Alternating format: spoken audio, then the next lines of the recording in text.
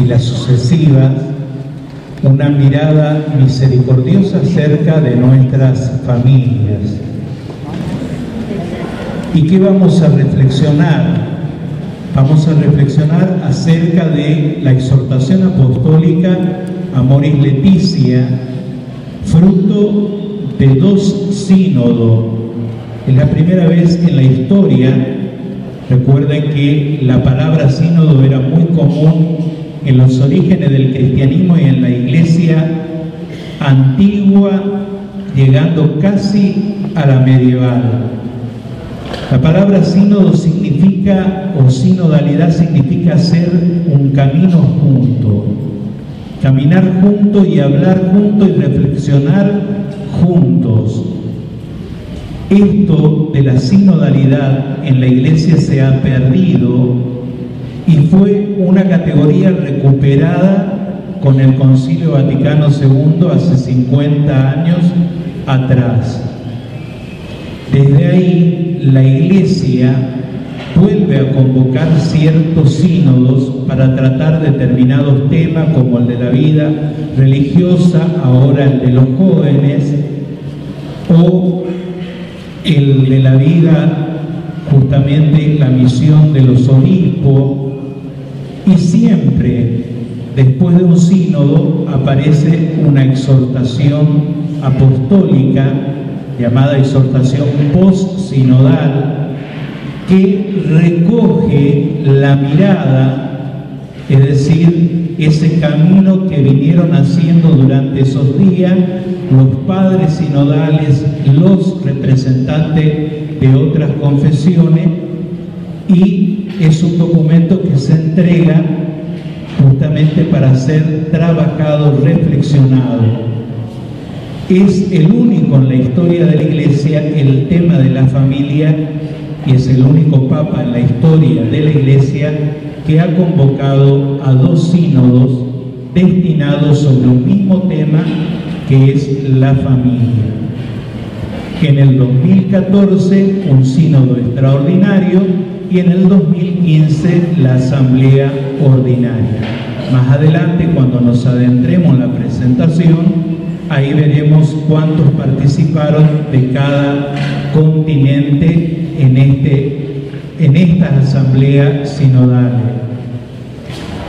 Nos convoca el tema de la familia y tener una mirada misericordiosa respecto de las realidades por las que atraviesan nuestras familias hoy.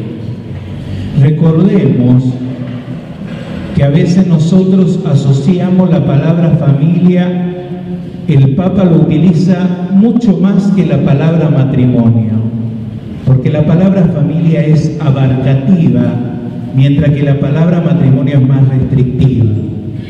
Eso no significa, como algunos acusan a Francisco, que tiene poco contenido dogmático e incluso como que quiere cambiar la doctrina. En realidad, en Amoris Laetitia, la hermenéutica que tenemos que tener es la que aplica el samaritano. Y por otro lado, para entender a Francisco, cuando escribe encíclica o exhortaciones, ya no lo hace al estilo de Juan Pablo II o de Benedicto, que expone las grandes verdades y se la entrega a la Iglesia. Él, la verdad, la va conjugando en un diálogo con la realidad concreta de la persona. Es decir, no cambia la doctrina, lo que cambia es el modo de abordar la realidad desde la revelación, el magisterio y la tradición. ¿Se entiende ahí? Por eso es la mirada misericordiosa, y el término familia decimos que es abarcativo, porque entran los abuelos, entran los solteros, entran los primos, entran los hermanos, entran los hijos, los nietos, los sobrinos, entra la mamá soltera y el papá que queda soltero criando, es decir, familias monoparentales, ensambladas, es decir, entra todas aquellas familias que a veces también, como él va a decir, no realizan el ideal pleno del proyecto de Dios, pero eso no significa que se la deje de lado y no se la acompañe, porque también en ellas hay notas que hacen y que son esenciales a aquella que realiza plenamente el proyecto de Dios. Por eso también la clave para leer Amoris Laetitia ya no será la carta a los Efesios, donde compara al matrimonio con un ideal tan alto e inalcanzable que equipara la vida matrimonial con la alianza de Cristo con la Iglesia. Es decir, si uno quiere presentar el matrimonio cristiano y parte desde la carta a los Efesios, desde el autor, desde su teología, es decir, no llegaría nadie al altar. Porque es tal, él mismo va a decir, es tal la exigencia que se le pone al matrimonio que se hace irrealizable lo que se pide en la carta. Él va a decir que más bien la parte femenina en la carta de los Efesios corresponde a todo el cuerpo que es la Iglesia, que está unida a Cristo su cabeza. Él va a proponer lo gradual y lo progresivo en la vida matrimonial y parte desde otro texto. Recordemos que la carta a los Efesios se le atribuye a Pablo, pero no es de Pablo, es de algún discípulo, porque ya su teología se aparta bastante de la teología de las cartas auténticas de Pablo. Él va a partir de la carta de los Corintios, sobre todo el himno al amor, que uno lo puede sacar de ese lugar y encajarlo en otro, y siempre, porque es una pieza como que después, si uno hace un análisis literario, exegético, se va a dar cuenta que es algo que está metido, pero que no queda desencajado, pero que está metido en ese lugar. Y desde ahí va a hablar de cómo tiene que aprender a crecer el matrimonio y la familia en las notas características que da la carta a los Corintios, sobre todo en el himno al amor. Pero recordemos, por eso habla de gradualidad y de crecimiento, es decir, nadie llegó maduro al altar. El problema es que cuando van al San Juan Bautista sí van más duros, uno porque ya están fríos, digamos, y están hechos un cadáver, pero a veces, es decir, en lugar de crecer, es decir, de hacer madurar ese amor que tiene que llegar a tal punto de lo máximo de la amistad conyugal, es como que se va enfriando y se va apagando. Hechas estas aclaraciones, recordemos la tercera: el matrimonio, la familia, no es propiedad exclusiva de la Iglesia Católica. Ustedes me van a decir cómo. Es anterior a la Iglesia. Incluso es anterior a la revelación misma. Y ustedes me van a decir cómo a la revelación. Recordemos que Israel, nosotros en la Sagrada Escritura tenemos el libro del Génesis como primer libro, pero no es el primero que se escribió. Es casi uno de los últimos libros del Antiguo Testamento, que después, cuando Israel toma posesión de la tierra, va a empezar a preguntarse acerca de sus orígenes. Y entonces allí va a comenzar a confluir tradiciones de la cuenca mediterránea acerca del origen del ser humano, y depurado por la fe van a tomar dos tradiciones, una la sacerdotal y la otra la yavista. Si uno va al libro del Génesis, se va a encontrar que hay dos relatos de la creación. Por un lado vemos un Dios que desde el caos va ordenando sucesivamente las cosas y va llamando por su palabra eficaz a la existencia todo lo que no existe, y al mismo tiempo le da un nombre y un orden. Y cuando ordena todo y está creado todo el escenario, ahí recién crea al hombre y a la mujer a su imagen y semejanza. Si vamos al segundo relato de la creación, es un Dios bastante desordenado, porque todavía la tierra está desierta, hace surgir algunos arbustos, primero crea al hombre, después los animales, le entrega a los animales al hombre para que el hombre le pusiese el nombre que él le quisiese dar, y va a decir el texto, pero ninguno de ellos encontró algo semejante a él, en ninguno de ellos encontró la ayuda adecuada. Pero cuando crea Dios al hombre, en este caso, en este segundo relato, lo crea desde el barro, desde la arcilla. Ahí vemos un Dios, más que pronunciar una palabra, es un Dios que va modelando y va trabajando, va dando forma. Y dice, sopló en él el aliento de vida.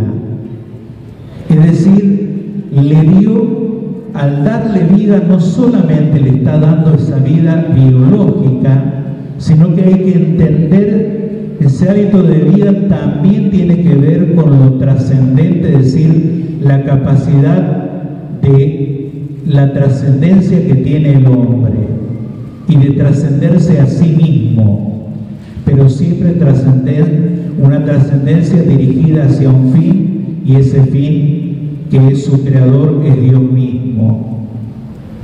Ahí, cuando el hombre no encuentra esa ayuda adecuada, que es todo otro tema para trabajar, hoy la cuestión de género va a decir que esto es secundario, porque la ayuda adecuada se consigue en el mismo género,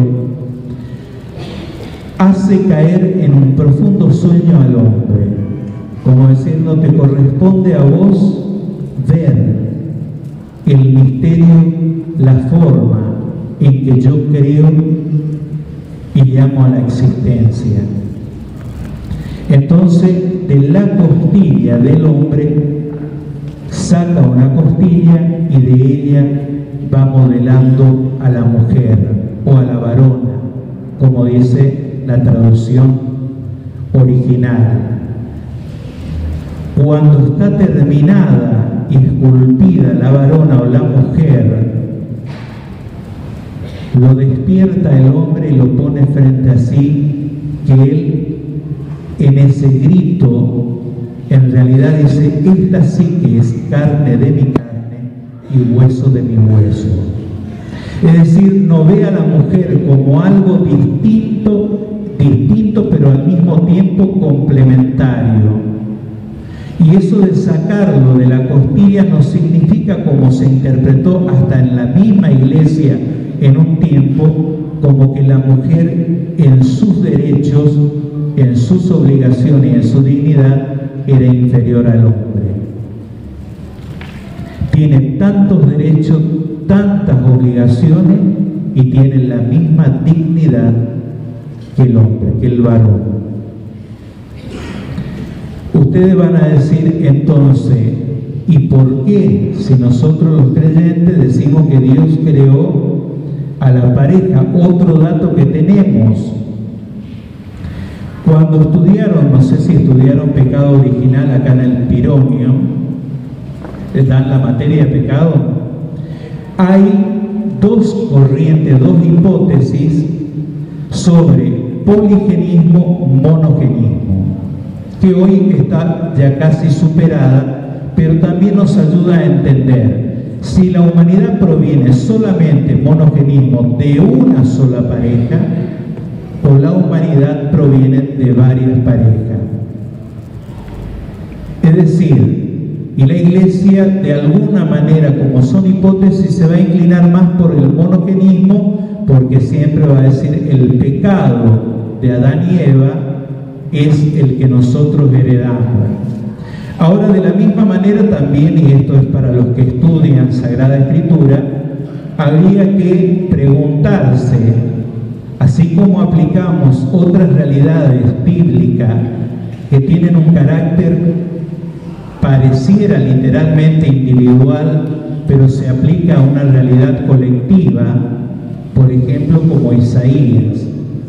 Isaías, cuando habla del cántico, de los cánticos del siervo sufriente, usted me va a decir, está hablando de una persona, pero los especialistas en escritura van a decir, no necesariamente está hablando de una persona, está hablando de Israel, tiene una aplicación colectiva.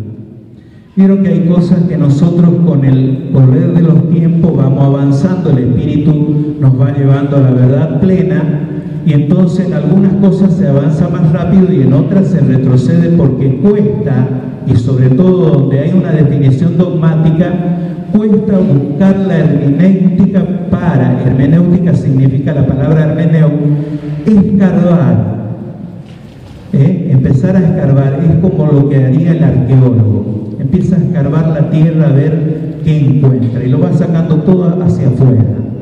El trabajo del que hace la exégesis es juntar todos esos elementos, ordenarlo, darle una reflexión teológica y en base a eso ayudar a interpretar lo que se ha definido dogmáticamente. A veces hay definiciones dogmáticas en las que no se encuentra o no se quiere encontrar la hermenéutica o el modo de abordarlo para actualizarlo al hoy.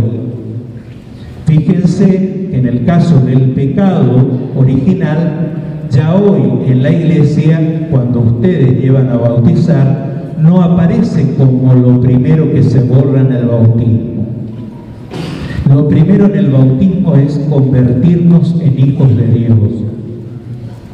Y el hecho de convertirnos en hijos de Dios, ya al recibir, es decir, ser sumergido en el seno mismo de la Trinidad, porque se compara la pila bautismal como el vientre de la iglesia en la que se gesta esa nueva vida con una nueva identidad, y esa nueva identidad es la de ser hijos en el Hijo y coherederos con Él de la eternidad. Por último, en algunas oraciones aparece el tema del pecado original, pero antes que era lo primero se abordaba eso. Entonces hay que ver también si venimos de una familia o de varias, porque apliquemos de sentido análogo, y esto ya es lo que yo estoy pensando, no lo piensa la iglesia. Esto es mi pensamiento. Es decir, ¿por qué Dios confunde en Babel? En realidad no es que todos hablaban el mismo idioma, todos se propusieron un mismo fin y orientaron toda su fuerza y su voluntad hacia ese fin. Construyamos una torre para llegar hasta Dios. Pero en realidad no era llegar a Dios. Quería demostrarle a Dios de lo que ellos eran capaces sin Dios. Dios dijo, si esto es así, bajemos y confundamos. Entonces la confusión pasó más por dividir, separar, eso de unificar la fuerza para un único fin. Y fíjense, pasan las comunidades cuando muchos nos unimos y tiramos hacia el mismo lado, se llega al objetivo que uno se ha proyectado. Pero cuando el coludo empieza a meter la cola, empezamos a dividirnos, a separarnos, a desconfiarnos, y queda el carro abandonado a mitad de camino y no llegamos justamente a la meta o al fin o al objetivo que se ha proyectado.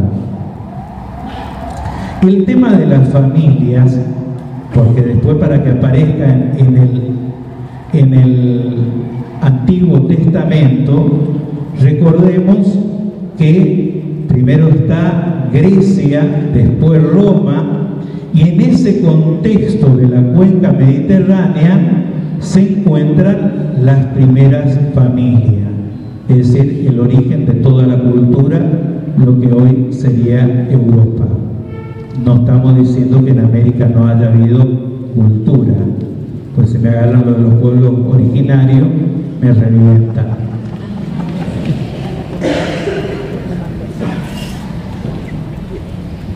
¿Qué pasa?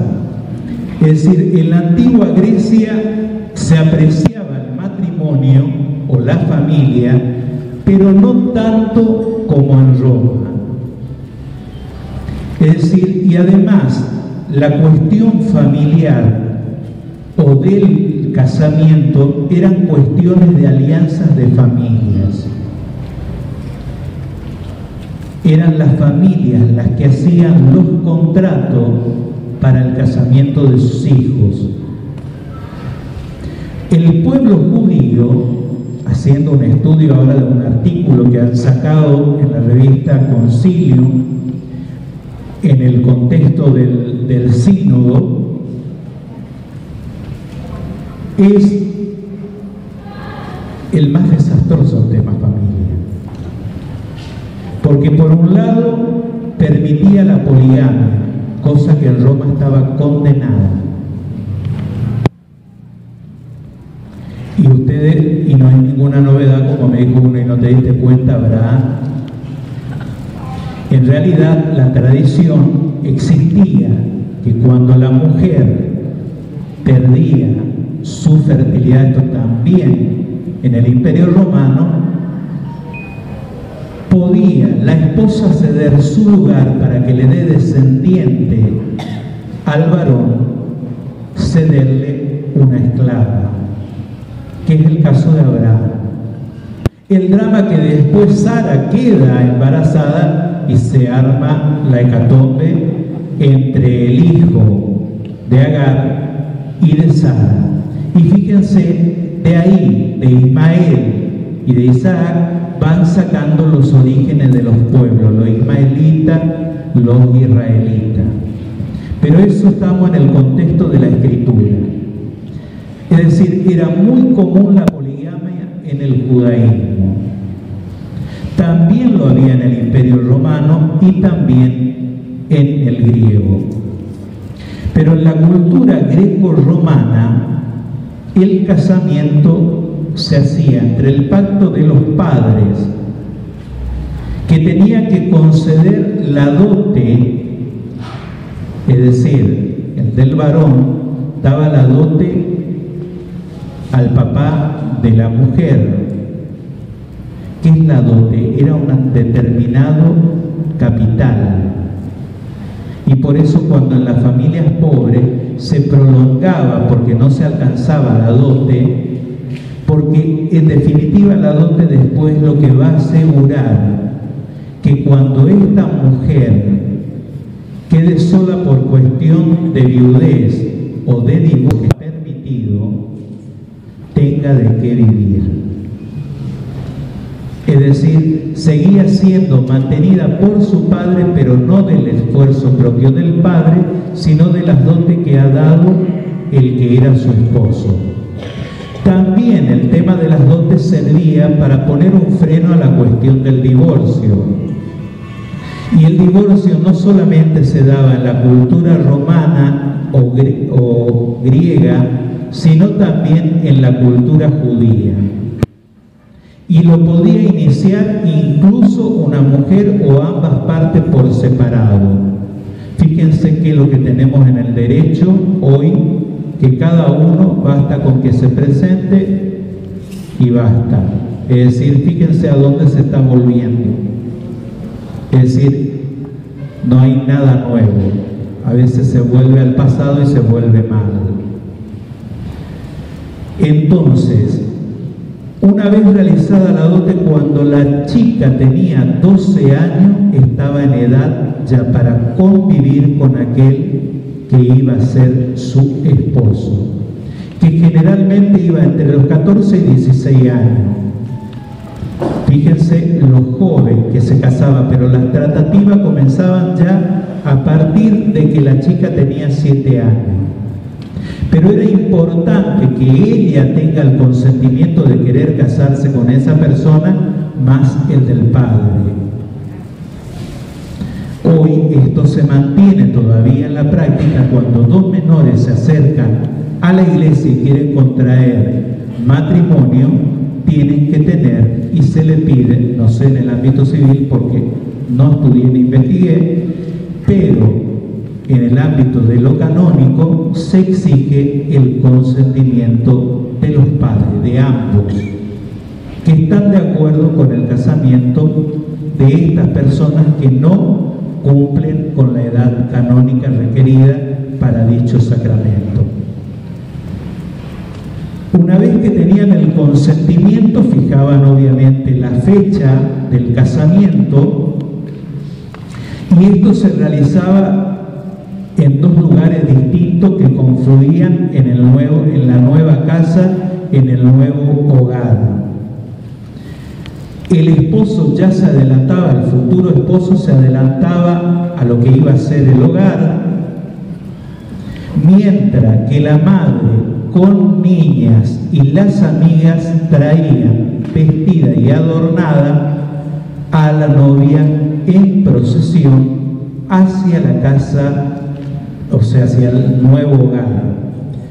Cuando ya iba llegando, se adelantaba, porque también venía el padre, y de los brazos del padre, ¿qué hacía el futuro esposo? Se producía lo que se llama el rapto, es decir, lo arrebataba de la mano como robándole, porque esa tradición quedó en la cultura romana, haciendo referencia a Rómulo y Remo, que después, cuando ellos celebran o quieren formar su familia, arrebatan mujeres de una aldea, pero por la fuerza. Entonces eso también, lo cultural, lo tradicional, lo han incorporado en la ceremonia civil, digámosle, y religiosa. Pero el Estado no estaba ahí presente porque no había una legislación. Era una celebración religiosa para nosotros de origen pagano. ¿Qué pasaba? Entonces en ese rapto él la introducía a la nueva vivienda, es decir, lo que iba a ser el hogar, y la bajaba frente al hogar. ¿Qué era el hogar? Es el lugar donde se enciende el fuego.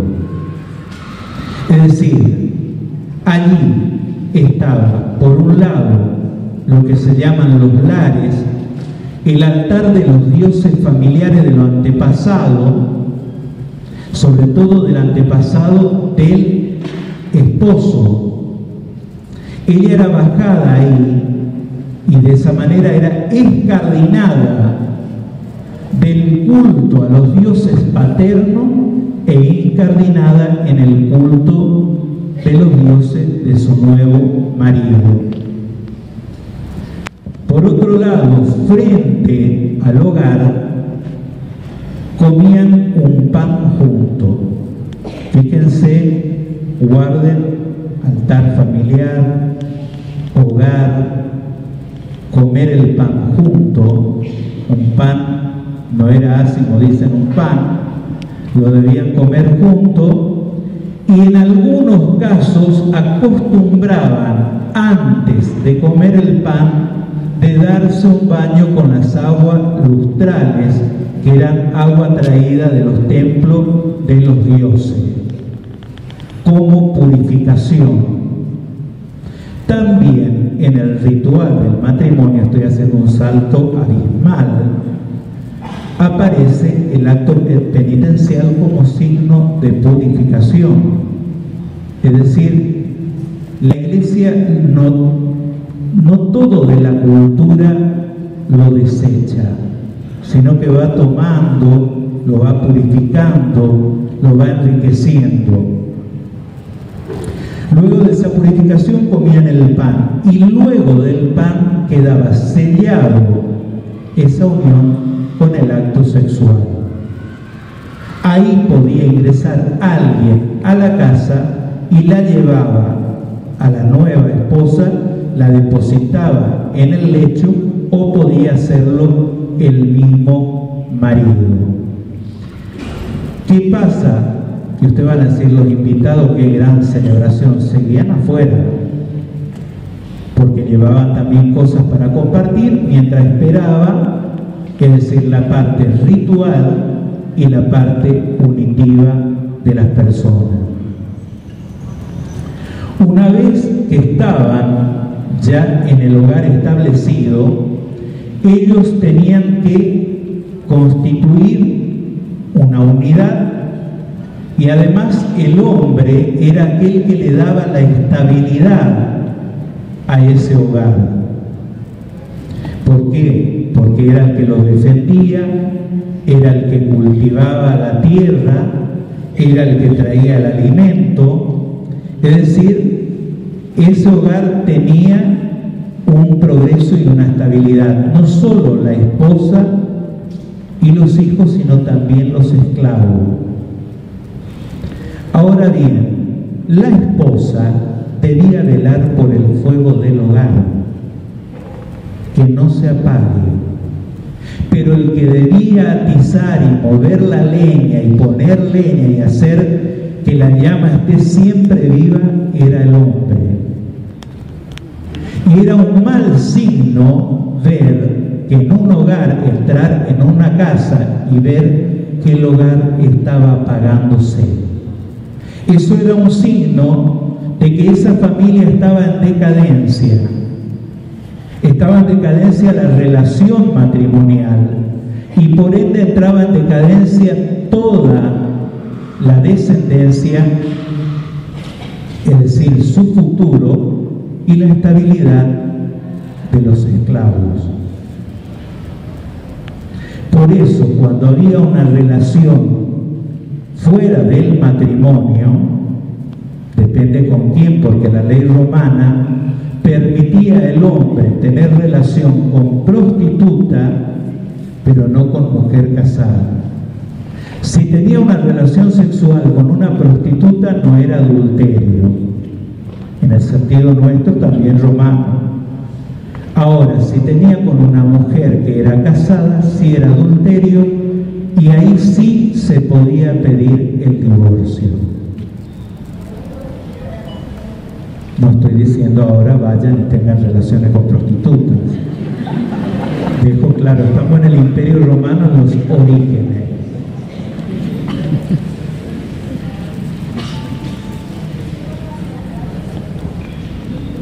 Recordemos que a veces se dice que no siempre la mujer tenía los mismos derechos.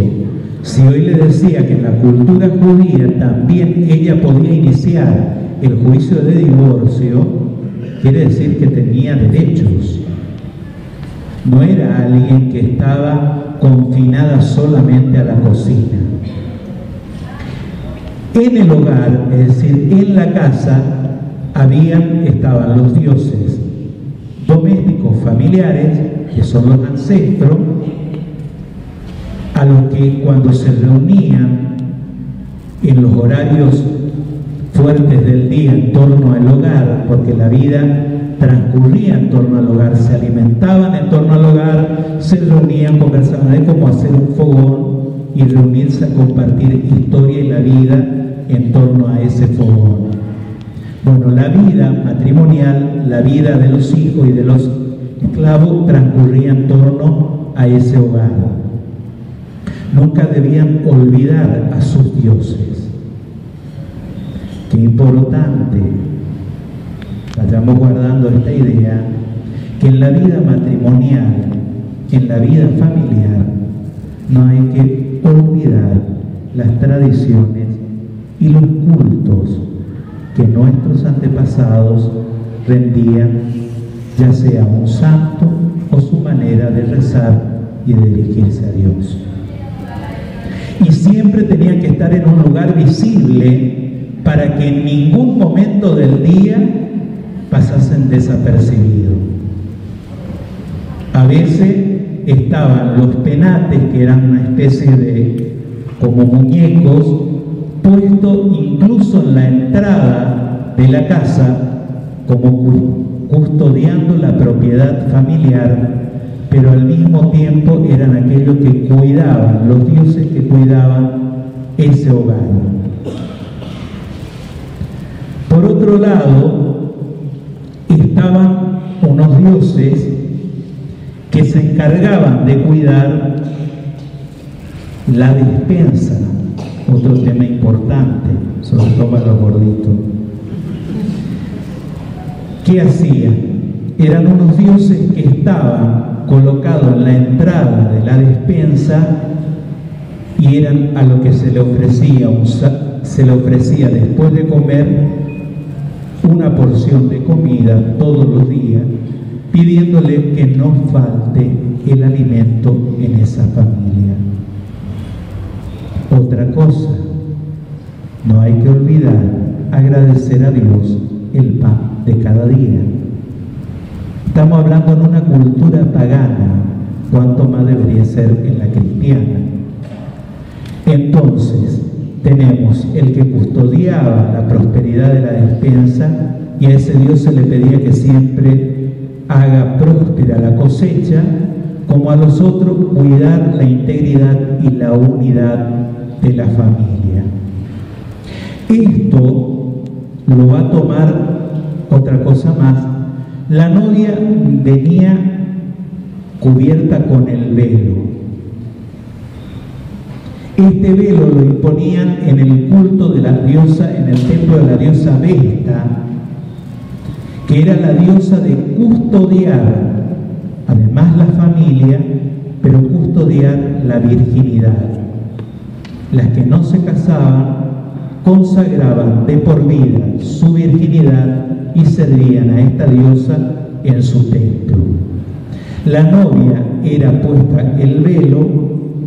Cuando llegaba, la descubría, es decir, el velo, y por eso de ahí también viene aquello de que el velo, más que el color blanco, era el tema de la virginidad. Si bien después, pero acá ya tendríamos que entrar en la parte de diseñadores y se van a poner aburridos. Es decir, cómo fue cambiando la vestimenta también, porque en definitiva tenía una toga como el varón cuando venía la mujer, y ese vestido fue cambiado por una túnica color estilo marfil, con un símbolo de por vida que cuando se quedaba viuda o se divorciaba, se desataba ese símbolo. Es decir, no había algo que la tenía atada o amarrada. Recuerden también que antes del casamiento, aparte de las dotes, estaba el tema de la alianza. En su comienzo fue de hierro y después, bueno, cuando empezaron a encontrar metales preciosos, es decir, el tema del compromiso. Y eso lo encontramos claramente en el Evangelio de Lucas. María estaba comprometida, pero todavía no convivía con hombre alguno. Es decir, todavía no celebró la boda. Después le va a decir el ángel en el sueño: no temas recibir a María, porque lo que está en el vientre de ella proviene de Dios. Es decir, además, fíjense en ese contexto de la cultura judía, pero también mediterránea, la madre soltera no era bien vista. No vamos a ir muy lejos, tampoco en nuestra sociedad hasta hace unos años atrás. Era como una mujer de mala vida. Pero venía esto del Imperio Romano porque esa mujer ponía en peligro la estabilidad del hogar. Era como aquella que estaba la esposa que velaba que no se apague, y esta era como el viento que hacía soplar que en lugar de reavivar la llama se apague para que se disuelva eso. Por eso de ahí es que no es bien vista, por eso de ahí incluso hasta no hace mucho tiempo se hablan de hijos legítimos, ilegítimos, extramatrimoniales, matrimoniales, es decir, todas las terminologías que inventamos, es decir, para distinguir. De tal manera, un caso, por ejemplo, es San Martín de Porres, que aun cuando el padre los reconoce por ser hijos de una esclava de la misma orden dominica, fíjense cómo también las cosas han ido cambiando, no le permiten que sea ordenado sacerdote, a lo mucho le permiten que quede en el convento como hermano. Pero no hay que ir muy lejos, porque hasta el concilio y mentes pasadas después del concilio también guardaban esos residuos en su memoria. ¿Estamos claros ahí? ¿Están aburridos? ¿No? El pueblo judío, que no es ajeno a la cultura griega y a la romana, va a asumir y va a ir purificando la poligamia a la monogamia. ¿Qué le va a agregar el pueblo judío a esta estructura del matrimonio? Porque sigue siendo lo mismo. Lo que le agrega es el dato revelado, que pasa a ser un signo de la alianza de Dios con su pueblo. Es decir, siempre que se hable de la alianza de Yahvé con su pueblo, siempre se recurre a la figura del matrimonio. Cuando se quiere hablar de la fidelidad del pueblo de Israel hacia Yahvé, se recurre a la figura del matrimonio. Cuando se quiere hablar de la infidelidad de Israel hacia Yahvé, se recurre a la figura del matrimonio. Es decir, que este matrimonio que es bendecido ya con las oraciones y los salmos que están en las Escrituras, más las oraciones propias que tenían el pueblo de Israel, recordemos que el matrimonio ya ahora en el dato revelado y mucho más en la visión cristiana, revela el poder, por un lado, creador de Dios y fecundo, y al mismo tiempo de un Dios que es fiel. Un Dios más allá de las rupturas que hace Israel con Él, es un Dios que permanece estable, firme. Es decir, es un Dios que no se mueve de lo que ha prometido. Aun cuando a veces aparecen textos de carácter más bien literario, porque uno no puede describir. Es decir, es un Dios lento para la ira y el enojo, pero es un Dios rico en misericordia. Pues si cree un biblista muy famoso, va a decir que son 4 generaciones en la memoria de Dios ante todas las generaciones. Dice, no es nada. Eso es lo que nos está queriendo decir el texto, que Dios en su ser es incapaz de castigar, de vengar su creación, su obra. Es más bien propenso a restaurar, a rescatar y a salvar su obra. Porque Dios nunca se va a desdecir de lo que ha sido hechura de sus manos. Y hechura de sus manos es la imagen y la semejanza.